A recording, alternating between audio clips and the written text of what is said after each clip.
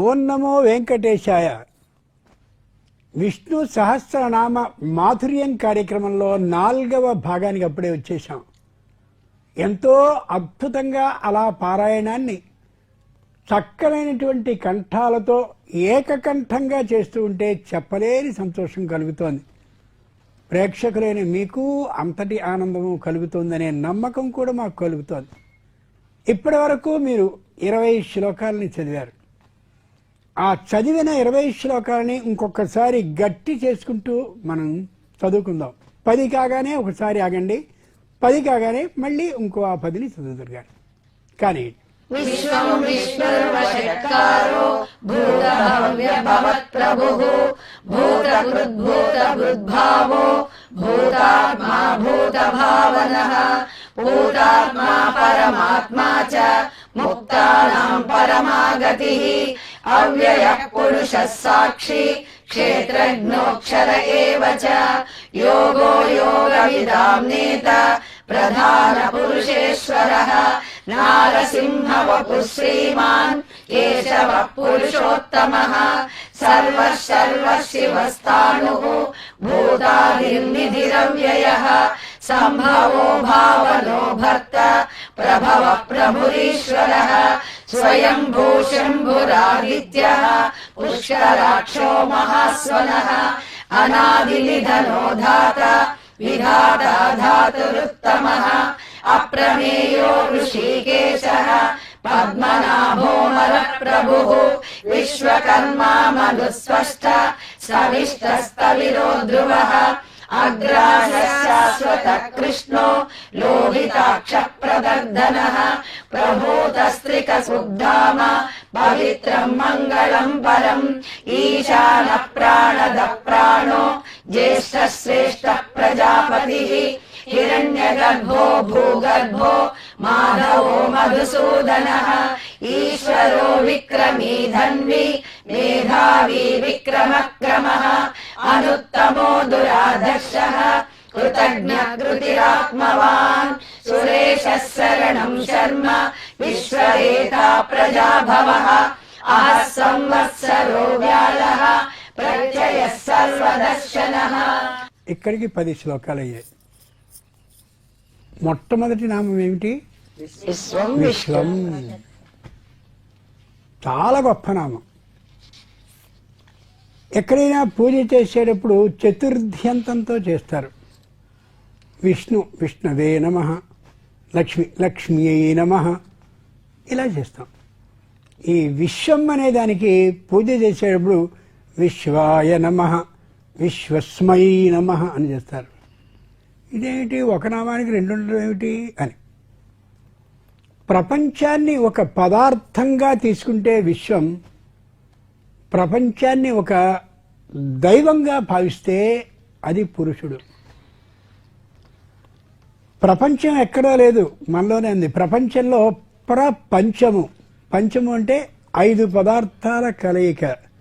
పృథివీ, అపు, తేజస్సు, వాయు, ఆకాశం. ఈ 5టిని తనలో ధరించినటువంటి ఆ పదార్థం ఏదో అది విశ్వం. మనలో విశ్వం ఉంది. పృథివీ, శరీరంలో ఉండే మాంసము మధ్య ఏదైతే ఉన్నాయో అది పృథివీ అంశం మన శరీరంలో. రెండవది అపు, శరీరంలో ఎక్కువ భాగం ఉండేది నీరే. నీరే నీరే రక్తంలో కూడా ఎక్కువ భాగం నీరుంటుంది. మనం ఎంత గొప్పవాళ్ళం అంటే ఆ నీటి నుండే సంతానాన్ని యువతలకి పంపించగలిగిన స్థితిని స్త్రీకి భగవంతుడు ఇస్తే దాన్ని కలిగినటువంటి వాళ్ళం. అంచేత పృథివీ అపు. మూడవది తేజస్సు. ప్రతి వాళ్ళకి ఉష్ణోగ్రత ఉంటుంది. ఇంతకంటే పెరిగితే జ్వరం వచ్చింది అంటాడు. అది ఆ తేజస్సు వల్ల ఉంది. వాయు, శరీరంలో వాయువు కూడా ఉంటుంది. మనకి పంచవాయువులు ఉన్నాయి, ఇంకో పంచవాయువులు ఉన్నాయి. 5 కలిపి 10 విధాలైనటువంటి వాయువులు ఉన్నాయి మనకి. పృథివీ, అపు, తేజో, వాయు, వీటితో పాటు ఆకాశం. ఆకాశం అంటే ఎంత దూరం వెళ్ళినా కనిపిస్తూ ఉన్నట్టుండేది, కనిపించనిది కనిపిస్తుందేమో అని విచారణ చేయడానికి వీలుగా ఉండేది. శరీరంలో ఉన్నటువంటి ఆకాశం మనస్సు. ఆ మాట వాడగానే నాకు చాలా చివుక్కుమందండి అంటాడు వైద్యుడు. ఏమయ్యా నువ్వేగా అన్నావుగా మనస్సు అని, చూపించు ఒకసారి శస్త్రచికిత్స చేసి మనసు ఎక్కడుందో చూపించలేడు. కనిపించినట్టుగా ఉంటుంది, కనిపించకుండా ఉంటుంది. అసలు లేదు అనడానికి వీలు ఏమాత్రము కుదరనిది, సాధ్యం కానిది మనసు. అదే ఆకాశం. పృథివీ, అపు, తేజో, వాయు, ఆకాశం అనే 5 ఒక పదార్థంగా విశ్వం ఉంటే ఆ విశ్వ రూపంగా ఉన్నటువంటి నీకు నమస్కారము అని విశ్వాయ నమః పదార్థ రూపంగా నమస్కారం. రెండవది విశ్వస్మై నమః. ప్రపంచంలో ఎన్నెన్నో ఎన్నెన్నో ఎన్నెన్నో పుడుతూ ఉంటాయి. చేత ఆయనకి ప్రజాపతి అని అర్థం. కేవలం మనుషుల్ని మాత్రమే పుట్టించలేదా, ప్రజా పుట్టిన వాళ్ళందరూ కూడా 84 లక్షల జీవరాశులు ఉన్నాయి, 14 లోకాలున్నాయి. ఒక్కొక్క లోకంలో ఉన్న 84 లక్షల జీవరాశుల్ని 14 లోకాలకి సరిపడా 84 లక్షల జీవరాశుల్ని పుట్టించిన వాడు ఆయనే. కాబట్టి ప్రజాపతి ఆయనే. 42 లక్షల జీవరాశుల్ని తినే వాటిని పుట్టిస్తాడు, 42 లక్షల జీవరాశుల్ని తినబడే వాటిని పుట్టిస్తాడు. ఎంత ఆశ్చర్యం! ఈ రెంటిని సరిగ్గా యుగాంతకాలం ఎప్పుడు వస్తుందో అప్పటికి సరిచేస్తాడని. ఏం తెలివితేటలయ్యా నీవి, ఎంత మేధావితనం నీది. అంతే. అంచేత అప్పుడు ఆయన్ని విష్ణు రూపంగా ఒక భగవంతునిగా పురుషునిగా భావిస్తే విశ్వస్మై నమః. ఇంతకీ ఇప్పుడు తెలిసిందేమిటి? విశ్వం అనేది నపుంసకలింగం, విశ్వ అనేది విష్ణువుకి చేస్తే పుంలింగ రూపం. భగవంతుడు పురుషుడు కాదు, స్త్రీ కాదు, మూడవదైనటువంటి నపుంసకలింగానికి చెందినటువంటి వాడు కాదు. పూర్తి మూటికి అతీతుడైనటువంటి వాడు మహానుభావుడైన. ఆ విషయాన్ని తెలియజేస్తుంది చిన్నదైనటువంటి విశ్వం అనే మాట. ప్రభవ ప్రభురీశ్వర ఉంది కదా, ఆయన ప్రభవుడు. మనందరం భవులం. భవులం అంటే పుట్టిన వాళ్ళం, మనం పుట్టిన వాళ్ళం. ఆయన ప్రభవుడు. అలాగే సంభవ వస్తుంది మళ్ళీ. ప్రభవ సంభవ అనే మాటలకు అర్థం ఉంది. ఆ త్రేతాయుగంలో రామచంద్రుని రూపంగా పుట్టినటువంటి ఆయన ఎన్నో రాక్షస సంఘాలని, రాక్షస సమూహాల్ని వధించాడు ఆయన. అలాగే దశరథుని మరణానికి కారణం కూడా రామచంద్రుడే. ఆయన వెళ్ళిపోతుంటే బాధకి తట్టుకోలేక, ఏమిటయా భూలోకానికి వెళ్తున్నావు అంటే, మా నాన్న అయినటువంటి దశరథుడికి శ్రాద్ధాన్ని పెట్టడానికి పెడుతున్నాను అనడు. ఆయన అనాల్సిన అవసరం లేదు. ఇంచేత ఆయన సంభవ, ఏ విధమైనటువంటి ఇట్లాంటి కార్యక్రమాలకి అతీతులు లేనిటువంటి వాడు ఆయన. అలాగే ప్రభవ, మనలా పుట్టినవాడు కాదు, మనం ఇలా పుట్టిన వాళ్ళం కాబట్టి మనకి కార్యక్రమాలు ఉంటాయి. ఎవరైనా గతించినట్లయితే అవి చేయడం ఇవి చేయడం ఇవన్నీ ఉంటాయి. ఆయనకి ఏ విధమైనటువంటిది లేదు. ఆయన సంభవుడు, ఆయన ప్రభవుడు. కౌసల్యాగర్భ సంభవ అన్నాడు. ఎంత చిత్రమైనటువంటి మాటలు! ఇలా గమనించుకోగలగాలి దీంట్లో ఉన్నదని. ఎక్కడైనా సరే మొత్తం ఉండేటటువంటి ఈ నామాలన్నింటినీ చూసుకుంటూ ఉంటే ఒక్కొక్క చోట మంచి లోతైనటువంటి అర్థం అలా వెళ్ళిపోతూ ఉంటుంది ఎక్కడైనా సరే. అలాగే సమహ అంటే అందరి విషయంలోనూ సమానమైన ధర్మం కలిగినటువంటి వాడు ఆయన.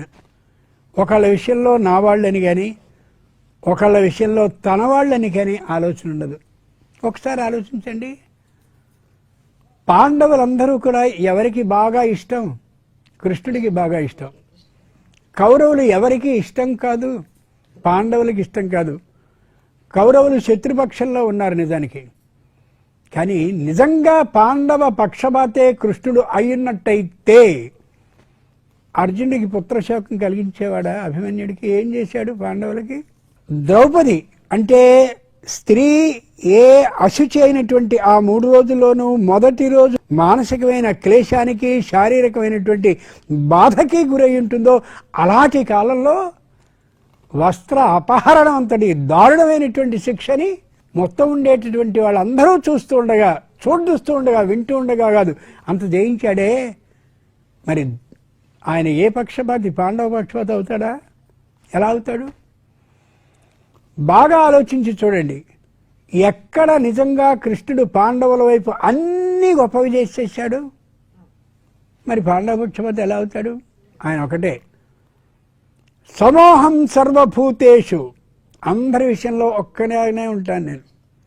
నిర్వైరహ, ఎవరితోనూ విరోధం కలిగిన వాడి కాదు. వీళ్ళకి వాళ్ళకి కౌరవులకి బ్రహ్మాండమైన రాజ్యాన్ని ఇచ్చాడా? వాళ్ళంతకాలం రాజ్యం చేస్తూ ఉంటే కిరీటాలతో వీళ్ళందరూ అరణ్యాలు బట్టి తిరిగారా? ఏం చేశాడు కృష్ణుడు పాండవులకి? కాదు. వాళ్ళకి అలా చేస్తాడు, వీళ్ళకి ఇలా చేస్తాడు. ఎవరి విధానాన్ని బట్టి వాళ్ళకి అలా చేస్తాడు తప్ప ఒకవైపు ఉండేటటువంటి లక్షణం కలిగిన వాడు కాదు ఆయన. సమహ. ఇదే విధానాన్ని మనం ఆలోచించుకోవచ్చు. చాలామంది భర్త గతించినటువంటి వాళ్ళు, అమ్మో నా భర్త పోయాడు, నేను వెళ్ళకూడదేమో, ఏమైపోతుందేమో, వాళ్ళలో కూర్చుంటే ఏదైనా కష్టం కలుగుతుందేమో అని అనుకునేవాళ్ళు వాళ్ళు అవుతుంటే, కొంతమంది పక్కవాళ్ళు ఆవిడ వచ్చింది చూసావా ఎంత దారుణం నిజంగా స్త్రీలా మాట్లాడడం. ఏ రామచంద్రమూర్తి ఉన్నాడో ఆయన తన తండ్రి అయినటువంటి దశరథుడు గతించినటువంటి విషయాన్ని చూశాడు. అప్పుడు ముగ్గురు, కౌసల్య, సుమిత్ర, కైకమ్మ, ముగ్గురు ఎవరు? భర్త గతించిన స్త్రీలే.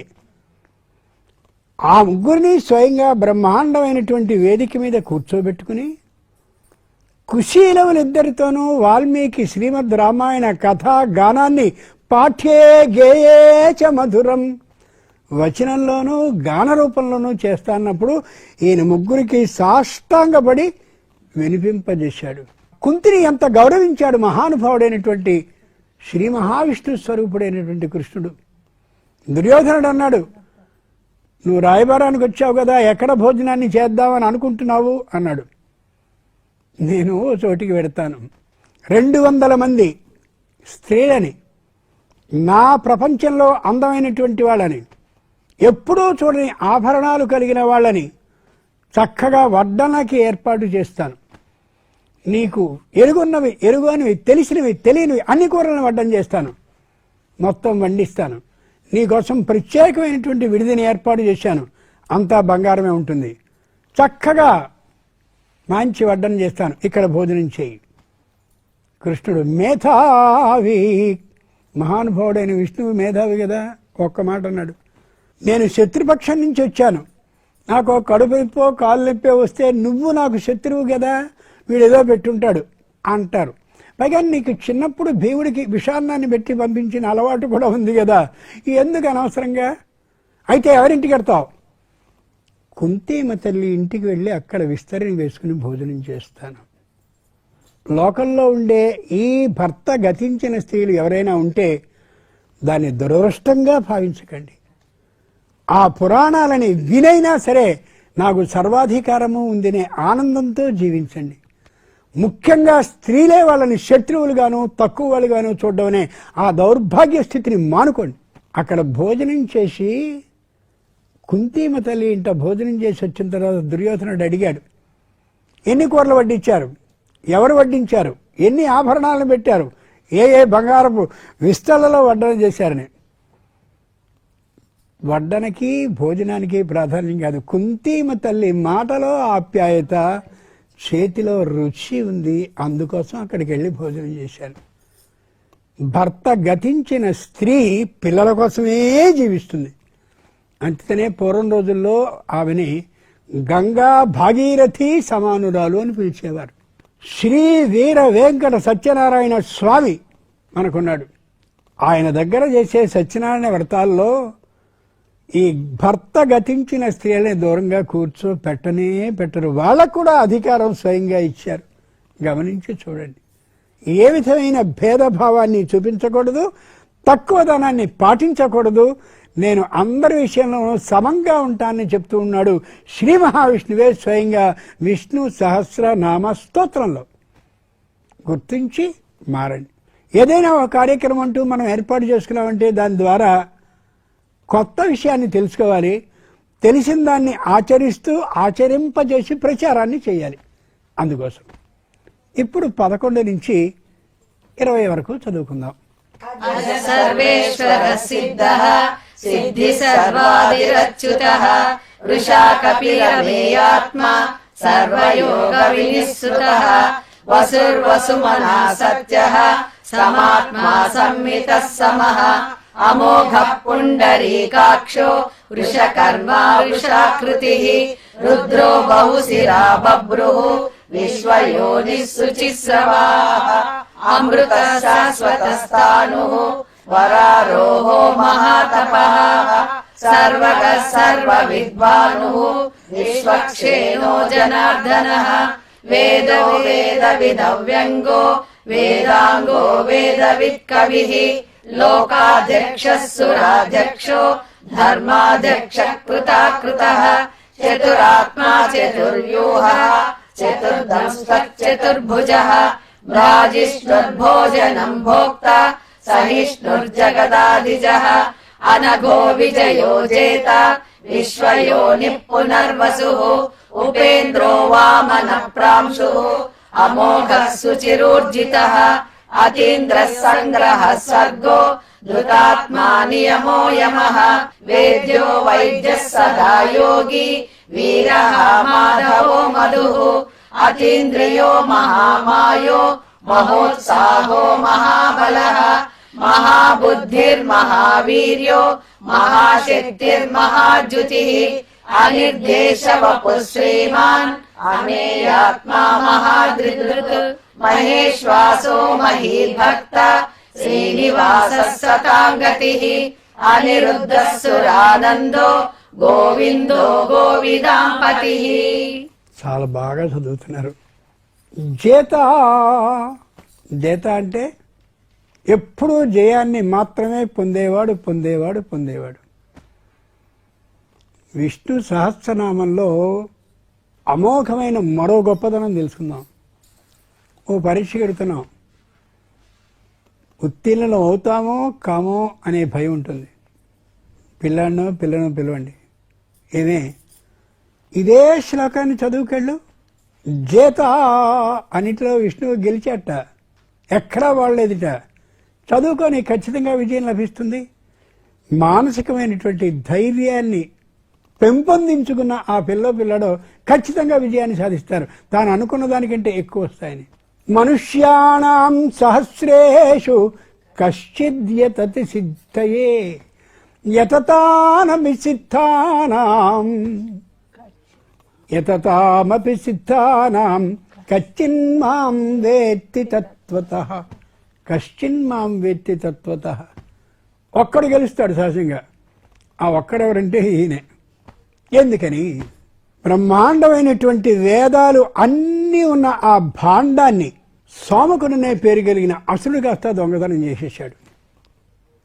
పోతే పోయే వేదాలు అనుకోలే. అమోఘమైన ప్రపంచ రహస్యాలు అన్నీ తెలుసున్నటువంటి వేద భాగం కాస్త అలా వెళ్ళిపోతే ఇంకా ప్రపంచంలో ఎవరికి ఏ సృష్టి రహస్యమూ తెలియదు కదా అని వెళ్ళిపోయి ఆ మహానుభావుడు వీడిని చూశాడు. వీడు మత్స్య రూపంలో వెళ్ళాడు, చేప రూపంలో.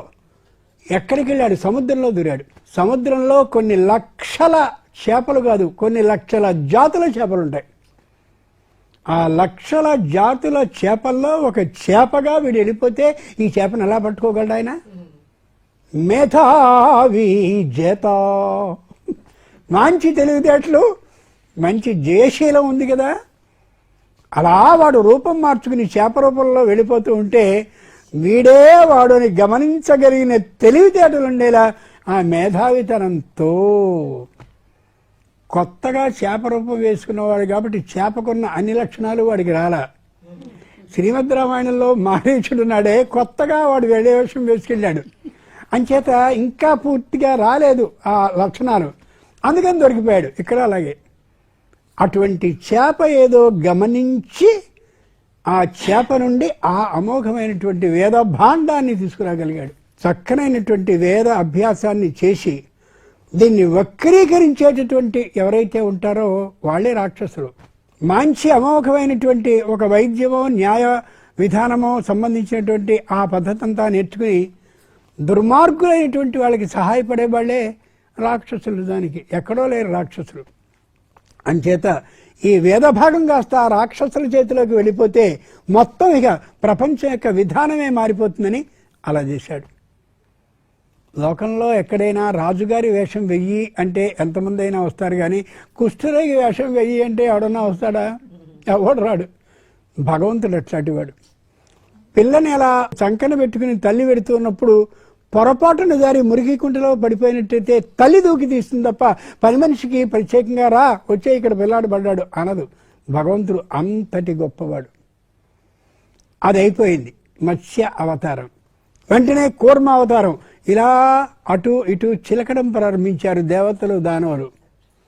ఒక్కసారి మందరము ఒత్తులేదు, మందరం కాదు, మందరం అనే పర్వతం కూరుకుపోయింది. ఏం చెయ్యాలి? తాబేలుకు ఉండేటటువంటి గొప్పతనాన్ని లోకానికి మొట్టమొదటిగా చాటినటువంటి మహానుభావుడు శ్రీ మహావిష్ణువు. జేత అక్కడ పరాజయం లేకుండా ఉండేందుకు నేను అలా కిందికి వెళ్తానన్నాడు. వెళ్ళి క్రిందికి వెళ్ళి ఆ పర్వతాన్ని పైకి ఎత్తడమే కాకుండా ఎంతసేపు వీళ్ళు మధిస్తూ ఉంటే అంతసేపు మథనానికి తట్టుకుని నిలిచాడు మహానుభావుడు. ఆలోచించి చూడండి. ఆ తర్వాత ఒంటికి ఆ పైన ఉన్నటువంటి రోమం అంతా పూర్తిగా ఇలా ఇలా ఇలా ఇలా చిలికిన కారణంగా ఊడిపోతే ఒంటికి వీధి ఒడ్డుకొచ్చి గట్టిగా ఇలా ఇలా విదిల్చాడు. ఆ విదిల్చితే కుష, ఆ వీపు మీద ఉన్నటువంటి వెంట్రుకలన్నీ కు భూమి యందు షా నిద్రిస్తూ అలా ఉన్నాయి. అవే ఇవాళ దర్భలు. అంచేతనే ఆ దర్భల్ని గ్రహణ కాలంలో వేయాలి. ఆ దర్భల్ని శుచికి అశుచికి వాడచ్చు, శుభకార్యాల్లో అశుభకార్యాల్లో కూడా. ఇంచేత విష్ణువు వీపు మీద ఉన్నటువంటి వెంట్రుకలు అదిగో ఆ పాల సముద్రాన్ని చిలికినప్పుడు వచ్చినటువంటివి. బాగా ఆలోచించండి. ఏ కూర్మం అయితే ఉందో తాబేలు, అది చాలా బరువుని ఆ నీళ్లలో ఉన్నప్పుడు మొయ్యగలదనే కొత్త విశేషాన్ని వైజ్ఞానిక శాస్త్రజ్ఞులనే వాళ్ళందరికీ అందించిన మహావైజ్ఞానికుడు ఎవరు అంటే మహావిష్ణు. మత్స్య కూర్మో వరాహశ్చ. చేపకి శక్తి తోకలో ఉంటుంది, టక్కన మారిపోతుంది, మళ్ళీ టక్కన మారిపోతుంది, మళ్ళీ కిందికి వెళ్ళిపోతుంది, మళ్ళీ చేపకి శక్తి తోకలో ఉంటుంది. కూర్మానికి తాబేలుకి శక్తి వీపు మీద ఉంటుంది. ఎన్ని కొత్త విశేషాలు చెప్తున్నాడో ఆయన. వరాహశ్చ ఆదివరాహం. ఆదివరాహాన్ని 2 కూరలు ఉన్నట్టుగా చెప్పేస్తుంటాడు. ఆ చిత్రకారుడు ఎవడో మహానుభావుడు వేశాడు, అక్కడి నుంచి అందరు 2 కూరలు మొదలెట్టారు. ఒకే ఒక్క కూర ఉంటుంది. హిరణ్యాక్షుడు అనేటటువంటి వాడు చాప చుట్టగా చుట్టి భూమిలో ఇంత సంపద ఉందనే ఆలోచన కలిగిన నీచుడు హిరణ్యాక్షుడు కదా. ధనం ఎక్కడుంటుందో అదే దృష్టితో చూస్తాడుగా. ఈ భూమిలో ఉన్న సంపద అంతా మొత్తం సముద్రం పాలు చేద్దాం దాంట్లో పడేస్తే ఈ మహావిష్ణువు తన ముట్టె నుండి వచ్చినటువంటి కోర ద్వారా ఆ భూమిని పైకి తెచ్చి ఇక్కడ పడేశాడు. కాబట్టి మనందరం ఇక్కడ కూర్చోగలిగాం. నారసింహశ్చ. నరుడు సింహం కలిపిన రూపం నారసింహ రూపం. ఒక్కసారి మనం సింహాచలం కానీ వెళ్ళి చూసినట్టయితే ఆ నృసింహ రూపం ఎంత చిత్రంగా ఉంటుందో మనకి తెలియదు. చాలా ఆశ్చర్యంగా ఉంటూ ఉంటుంది. ఆ రూపంలో ఉండే విశేషాలన్నింటినీ పరిశీలించి చూస్తే వృక్షాలకి ఎంత శక్తి ఉందో, పుష్పాలకి ఎంత శక్తి ఉందో, జలానికి ఎంత శక్తి ఉందో, ప్రకృతిలో ఎంత శక్తి ఉందో అదంతా మనకి అర్థమవుతుంది. త్రిఫల వృక్షాలు అంటారే, ఆయుర్వేదానికి సంబంధించిన ఆరోగ్య రహస్యాలు ఉన్న చెట్లే అక్కడ ఉంటాయి. గిరి ప్రదక్షిణ అనగానే గిరగిరగిరగిర తిరిగేయడం కాదు. ఎన్ని చెట్లు ఏ దిక్కుల్లో ఉండి ఏ గాలిని అలా పంపిస్తున్నాయో ఆరోగ్యానికి ఎంత సుఖకరంగా ఉంటుందో ఆ ప్రదేశం తెలియజేసే లక్షణం మనకి అదిగో అక్కడ కనిపిస్తుంది నారసింహంలో. ఇళ్లలో పాతుకో కూడనటువంటి చెట్లేమిటో, ఇళ్లలో ఉంచుకోవలసిన చెట్లేమిటో, ఏది ఆరోగ్య పరిరక్షణాన్ని చేసి చూపిస్తుందో నారసింహ విధానంలో ఒక విధంగా ఆలోచిస్తే కనిపిస్తుంది. వామన. ఎంత సొమ్మున్నవాడైనా సరే, ఎంత గొప్పవాడైనా సరే, ఇతరుల విషయంలో కార్య సాధన చెయ్యాలి అన్నప్పుడు చెయ్యి ఇలా పెట్టకుండా మాత్రం ఉండడు. తునాదపి లఘుస్థూల తులాదపి చయాచక. అన్నిటిలో బాగా తేలికైన వస్తువు ఏమిటి అడిగారు. గడ్డి కంటే తేలిక దూది కంటే తేలిక ఓ 10 రూపాయలు ఇవ్వు అని చేయి దాచినవాడు. ఎంత గొప్పగా లౌకిక విషయాన్ని చెప్పాడు మహావిష్ణువు. ఒరులు కాదు నాకు ఒరులకు నేనవుదు, ఒంటివాడ చుట్టమొకడు లేడు, సిరియు కలదు తొల్లి. లక్ష్మీదేవి ఉంది కానీ అక్కడ ఉంది, ఇక్కడ లేదు. అంచేతనే చెయ్యిలా పెట్టాను. వామన రూపం. గమనించి చూడండి, ఈ అన్ని రూపాల్లోనూ జేత గెలిచాడే తప్ప ఎక్కడైనా ఓడాడా? లేదుగా. ప్రతి చోట గెలిపే ఆయన. ఆ గెలుపు తనానికి సంబంధించిన లక్షణాలు మనకు కావాలంటే చేయవలసిందేమిటి? విష్ణు సహస్రనామ పారాయణాన్ని చేస్తూ ఆ మాధుర్యాన్ని క్రోరడం మాత్రమే చేయాలి మనం. రామో రామశ్చ రామశ్చ. ఆ తర్వాత వచ్చింది పరశురామ రూపం. ఏమిటి? శివధనుస్సుని విరిచావా? రా, ఈ వైష్ణవధనుని విరువు. పరశురాముడు నిలబడ్డాడు. అలా స్పృశించి మొత్తం శక్తిని అంతటినీ తీసేసుకున్నాడు రామచంద్రమూర్తి. అందుకనే మహానుభావులు తపశ్శక్తి నిండినటువంటి వాళ్ళని ఎప్పుడూ ఎదురుగా పోటీ పెట్టుకోకూడదు. వాళ్ళ తపశ్శక్తి అమాంతంగా గ్రహింపబడుతుంది మన నుండి. వాళ్ళు మన నుంచి తపశ్శక్తిని గ్రహించేసుకోగలుగుతారు. ఆలోచించుకు చూసుకోవాలి. పరశురాముని అలా ఒకసారి స్పృశించగానే మొత్తం శక్తింతో వచ్చింది. పరశురాముడు శక్తిహీనుడైపోయాడు. భగవంతుని శక్తి అది. రామో రామశ్చ. రామచంద్రమూర్తి, శ్రీరామచంద్రమూర్తి. ఆయన పేరు కోదండరాముడు. కోదండం అంటే విల్లు. విల్లు లేని రాముడు ఎక్కడా కనిపించడు. ఏమిటి విల్లు అస్తమానం? వివాహ కాలంలో కూడా ఆయన బాణంతోటే ఉన్నాడు. ఏమిటి దాని అర్థం అంటే ఒకటే, ధర్మమేవ పరీక్షామహ. నేను బాణం వేసి అవతల వాడిని కొట్టినట్టయితే వాడు చస్తే నా బాణం ధర్మమయం అని అర్థం. వాడు కానీ మరణించకుండా ఉన్నట్టయితే నేను అధర్మమయమైన బాణాన్ని వేసినట్టుగా లెక్క. నా ధర్మ అధర్మాలు రెంటినీ కూడా పరిశీలించుకోవడానికి ఉండే ఉపకరణం, సామగ్రి, ఆయుధం కోదండం. కాబట్టి ఎప్పుడూ కోదండంతో ఉంటాడంటే ధర్మ పద్ధతిగానే ఉంటాడు. రామో విగ్రహవాన్ ధర్మ. అంచేతని ధర్మం ఉంటే చాలు, జేత, జయం లభిస్తుంది. రామో రామశ్చ రామశ్చ.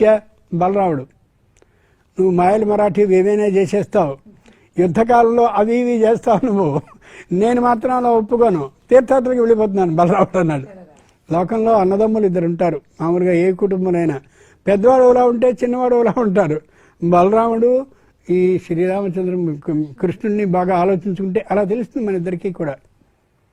కృష్ణుడు లౌకికమైన ధర్మాన్ని పాటించవలసిందని తెలియజేస్తాడు. బాగా గుర్తుంచుకోండి, లౌకికమైన ధర్మాన్ని పాటించుకోవాలి. నేను అలౌకికంగానే ఉంటాను, తపస్సు చేసుకుంటూ మాత్రమే ఉంటాను కాదు, లౌకికంగా ఆలోచించుకు చూడాలి. చిట్ట చివరి రూపం ఏమిటంటే అందరినీ వధిస్తాను, సమహ. అంతేగాని వీళ్ళే నా వాళ్ళు, చుట్టాలు, వీళ్ళే మిగిలిస్తాను వాళ్ళు కాదు. ఇది కలికి మంత్రాన్ని జపిస్తూ ఉంటే మా వరకు చావు రాదండి అని చెప్తుంటారు కొందరు. అది పూర్తి అబద్ధం. అబద్ధానికే అబద్ధం. అది అందరినీ వధించేస్తాడు ఆయన. అది అన్ని చోట్ల మాత్రం జేత, ఆయన మాత్రమే గెలుపుని సాధిస్తాడు. అటువంటి గెలుపు సాధించే మహానుభావుడిని ప్రార్థిస్తే మనకు కూడా గెలుపుని ఇస్తాడు. భూమి ఉన్నవాడిని ప్రార్థిస్తే భూమిని ఇస్తాడు, ధనం ఉన్నవాడిని ప్రార్థిస్తే ధనం ఇస్తాడు, గెలుపు లక్షణం కలిగిన వాడిని ప్రార్థిస్తే గెలుపునిస్తాడు. అటువంటి గెలుపుని కోరుకుందాం. ఎంత బాగా చక్కగా 20 శ్లోకాలు ఏ విధమైనటువంటి దోషం లేకుండా చదివారు. తరువాతి భాగంలో ఈ 20 శ్లోకాల్లో ఇంకెన్ని రహస్యాలు దాగున్నాయో వాటిని తరువాతి భాగంలో అనుకుందాం. ఓం నమో వెంకటేశాయ. ఓం నమో వెంకటేశాయ. ఓం నమో